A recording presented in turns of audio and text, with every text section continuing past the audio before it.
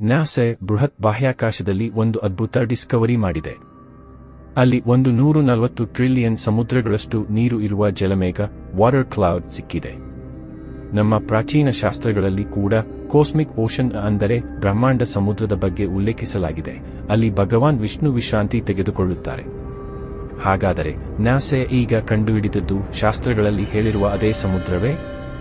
ಭಾಗವತ ಪುರಾಣದಲ್ಲಿ ವಿಷ್ಣು ಭಗವಾನ್ ಶೇಷನಾಗ ಮೇಲೆ ವಿಶ್ರಾಂತಿ ಪಡೆಯುವ ಕ್ಷೀರಸಾಗರ ಅಂದರೆ ಹಾಲಿನ ಸಮುದ್ರದ ಮೇಲೆ ಮಲಗಿದ್ದಾರೆ ಮತ್ತು ಅವರ ನಾಭಿಯಿಂದ ಒಂದು ಕಮಲ ಹೊರಬರುತ್ತದೆ. ಅದರಲ್ಲಿ ಬ್ರಹ್ಮದೇವರು ಕುಳಿತಿರುತ್ತಾರೆ ಮತ್ತು ಅಲ್ಲಿ ಜೀವರಾಶಿಗಳ ಸೃಷ್ಟಿ ಆರಂಭವಾಗುತ್ತದೆ. ವಿಜ್ಞಾನ ಹೇಳುವುದೇನೆಂದರೆ 2011ರಲ್ಲಿ ನಾಸಾ ಒಂದು ಜಲಮೇಘವನ್ನು ಕಂಡುಹಿಡಿದಿದೆ. ಅದು 12 ಬಿಲಿಯನ್ ಲೈಟ್ ಇಯರ್ಸ್ ದೂರದಲ್ಲಿದೆ ಮತ್ತು ಅದರಲ್ಲಿರುವ ನೀರಿನ ಪ್ರಮಾಣ ಭೂಮಿಯ ಎಲ್ಲ ಸಮುದ್ರಗಳಿಗಿಂತ 140 ಟ್ರಿಲಿಯನ್ ಪಟ್ಟು ಹೆಚ್ಚು. ಕೇಳಿದಾಗಲೇ ನಮ್ಮ ಋಷಿ ಮುನಿಗಳು ಹೇಳಿದ ಕಾಸ್ಮಿಕ್ ಓಷನ್ ನಿಜವಾಗಿಯೇ ಇದ್ದಂತೆ ಅನಿಸುತ್ತದೆ. ಋಗ್ವೇದದಲ್ಲಿ ಹಿರಣ್ಯಗರ್ಭ ಎಂಬ ಪದ ಇದೆ, ಅಂದರೆ ಸುವರ್ಣ ಅಂಡ. ಈ ಬ್ರಹ್ಮಾಂಡ ಅಂಡದಿಂದಲೇ ವಿಶ್ವ ಸೃಷ್ಟಿಯಾಗಿದೆ. ಇಂದಿನ ವಿಜ್ಞಾನಿಗಳು ಹೇಳುತ್ತಾರೆ ವಿಶ್ವ ಒಂದು ಬಿಗ್ ಬ್ಯಾಂಗ್ ಎಂಬ ಸಿಂಗಲ್ ಪಾಯಿಂಟ್ನಿಂದ ಸ್ಫೋಟಗೊಂಡು ವಿಸ್ತರಿಸಿದೆ. ಹಾಗಾದರೆ ಹಿರಣ್ಯಗರ್ಭ ಅಂದರೆ ಬಿಗ್ ಬ್ಯಾಂಗ್ ನ ಕವಿತಾತ್ಮಕ ರೂಪವೇ? ಭಾಗವತ ಪುರಾಣ ಹೇಳುತ್ತದೆ ವಿಷ್ಣುವಿನ ಪ್ರತಿ ಉಸಿರಾಟದಲ್ಲಿ ಅನೇಕ ಬ್ರಹ್ಮಾಂಡಗಳು ಹುಟ್ಟು ಮತ್ತು ನಾಶ ಆಗುತ್ತವೆ. ಇಂದಿನ ಫಿಸಿಕ್ಸ್ನಲ್ಲೂ ಮಲ್ಟಿವರ್ಸ್ ಥಿಯರಿ ಇದೆ. ಅನೇಕ ಬ್ರಹ್ಮಾಂಡಗಳು ಒಂದೇ ಸಮಯದಲ್ಲಿ ಇವೆ, ಕೆಲವು ಬರುತ್ತವೆ, ಕೆಲವು ನಾಶವಾಗುತ್ತವೆ. ಅದು ವಿಷ್ಣುವಿನ ಶ್ವಾಸ ನಿಶ್ವಾಸದಿಂದ ಘಟಿಸುತ್ತದೆ ಎಂದು ವಿವರಿಸಿದೆ. ಶಿವನ ತಾಂಡವ ನೃತ್ಯದಲ್ಲಿ ಸೃಷ್ಟಿ, ಸ್ಥಿತಿ, ಲಯ ಈ ಮೂರು ಒಂದೇ ರಿದಮ್ನಲ್ಲಿ ನಡೆಯುತ್ತವೆ.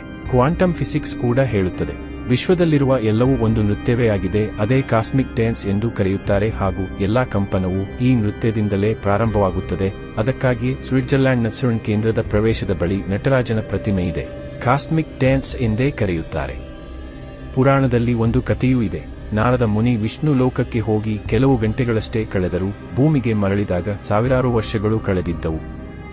ಐನ್ಸ್ಟೀನ್ನ ರಿಲೇಟಿವಿಟಿ ಸಿದ್ಧಾಂತ ಹೇಳುತ್ತದೆ ಕಾಲ ಎಲ್ಲೆಲ್ಲೂ ಒಂದೇ ರೀತಿ ಹರಿದು ಹೋಗುವುದಿಲ್ಲ. ಬಾಹ್ಯಾಕಾಶದಲ್ಲಿ ಗುರುತ್ವಾಕರ್ಷಣೆ ಮತ್ತು ವೇಗದ ಮೇಲೆ ಸಮಯ ಬದಲಾಗುತ್ತದೆ. ಆಸ್ಟ್ರೋನಾಟ್ಸ್ ಕೂಡ ಈ ಕಾಲ ವ್ಯತ್ಯಾಸವನ್ನು ಅನುಭವಿಸುತ್ತಾರೆ. ಹೀಗಾದರೆ ನಮ್ಮ ಋಷಿ ಮುನಿಗಳು ಸಾವಿರಾರು ವರ್ಷಗಳ ಹಿಂದೆ ದೇವತೆಗಳ ಕಥೆಗಳ ಮೂಲಕವೇ ಈ ಕಾಸ್ಮಿಕ್ ತತ್ವಗಳನ್ನು ವಿವರಿಸಿದ್ದರು. ಮತ್ತು ಇಂದು ವಿಜ್ಞಾನ ದೂರದರ್ಶಕ, ಉಪಗ್ರಹ ಸಮೀಕರಣಗಳ ಮೂಲಕ ಅದೇ ವಿಷಯಗಳನ್ನು ದೃಢಪಡಿಸುತ್ತಿದೆ. ಸತ್ಯ ಪ್ರಶ್ನೆ ಇದು ಪೌರಾಣಿಕತೆ ಮಾತ್ರವಾಗಿತ್ತ? ಅಥವಾ ನಿಜವಾಗಿಯೂ ನಮ್ಮ ಋಷಿ ಮುನಿಗಳು ಬ್ರಹ್ಮಾಂಡದ ರಹಸ್ಯಗಳನ್ನು ಅರಿತಿದ್ದರ? ವಿಜ್ಞಾನವು ಈಗ ನಿಧಾನವಾಗಿ ಅದನ್ನೇ ಕಂಡುಹಿಡಿಯುತ್ತಿದೆಯಾ?